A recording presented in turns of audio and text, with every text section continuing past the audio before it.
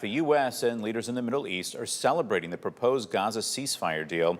But as ABC's Marcus Moore reports, there are still a lot of questions over the timeline and challenges to end the war.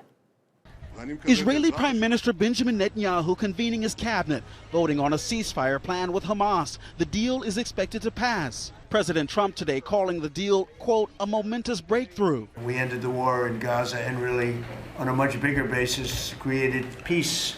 And I think it's going to be a lasting peace, hopefully an everlasting peace. The war began 2 years ago this week. Tens of thousands of lives have been lost. According to the agreement, Hamas will have 72 hours to release the remaining hostages.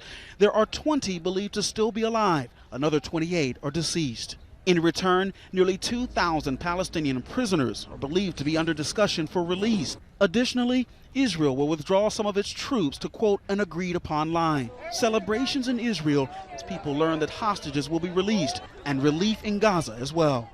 This woman saying, at least our children can go to school, go out in the streets, and we can sit in our tents without fear. The plan unveiled last week after President Trump and Netanyahu met at the White House. Secretary of State Marco Rubio saying this all fell into place in just the last few weeks. When we were at the United Nations and you convened a historic meeting, not simply of Arab countries, but of Muslim majority countries from around the world, including Indonesia was there, Pakistan was there, and created this coalition behind this plan. Questions remain, though, about phase 2 and the future of Gaza and the Palestinian people, many of whom have lost everything and are in desperate need of aid. Gaza is going to be slowly redone. You have tremendous wealth in that part of the world by certain countries. I think you're going to see some tremendous countries stepping up and putting up a lot of money and taking care of things.